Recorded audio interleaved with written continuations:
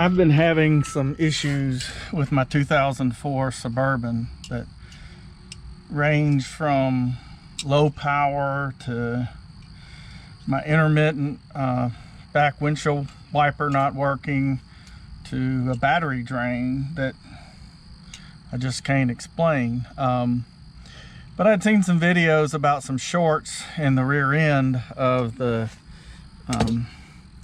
door, and so I went and looked and pulled this boot off, and as you can see very clearly, there is a loose wire. I'm assuming that wire is for my intermittent wiper because I can get the washer to work and other things. What I'm hoping is once I fix that, that I also have solved my drain, battery draining issue. But this boot easily comes off. What I don't know is how easy it is to get off this connector. I've seen it. It has to do with this tab, but you know, seeing it and getting it to function,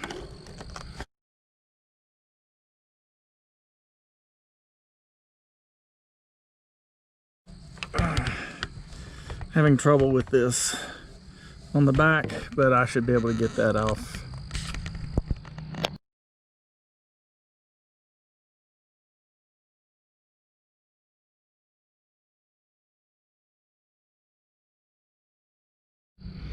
So now that I've gotten both of these out, as you can see, this isn't just a regular connector.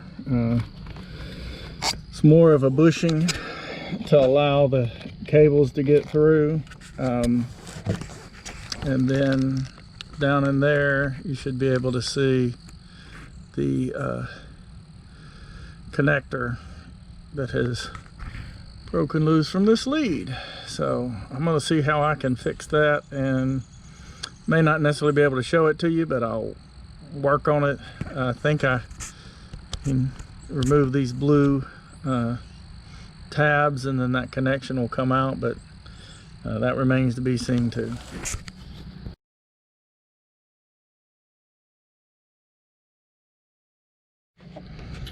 In order to get the connector off, I separated the washer fluid tube, and then I put a paper clip, or not a paper clip, a laundry clip on it so that it didn't slide back into the opening. And now I'm going to remove or separate this connector, see if I can repair the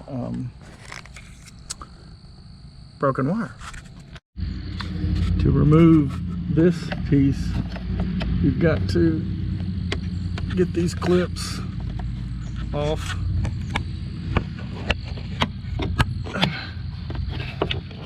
Not as easy as it looks. Well, keeps wanting to grab hold. One at a time. Ah, that little booger right there is what's preventing me from getting the whole thing off. Alright, now I can see if I can get this connector off and give me a lot easier time working on this. Turns out this isn't a connector at all, just another bushing for the wiring harness. But as you can see, this clip is how you remove this bushing.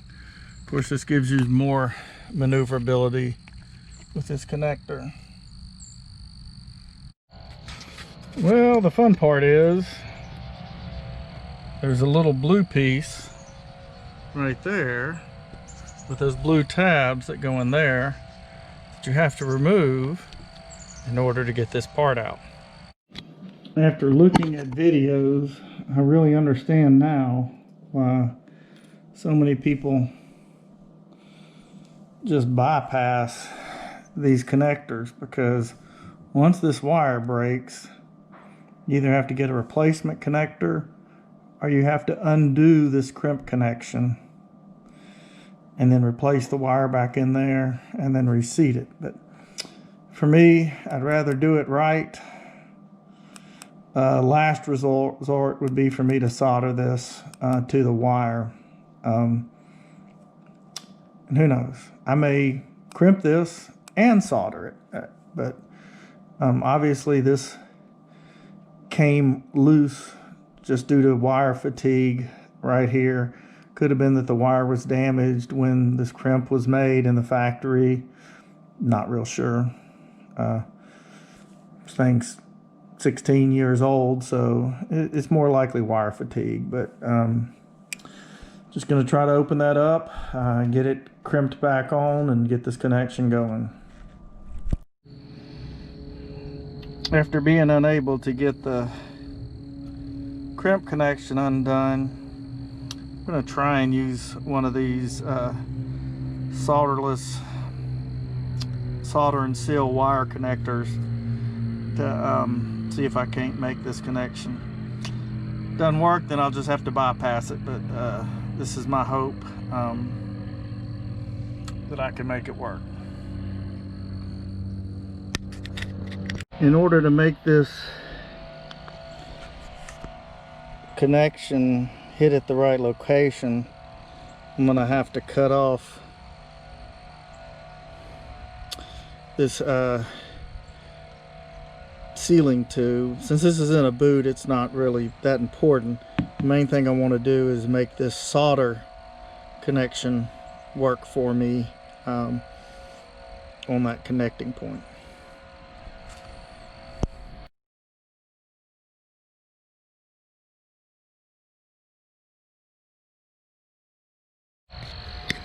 So now I have soldered it and I have slipped it back in and snapped it into place. Now I've got to get this blue piece back up in here and connected. And if I did it right, it'll all work out. If I didn't do it right, oh well. As luck would have it, I put it in wrong the first time. This is the direction these spacers need to go, out instead of in.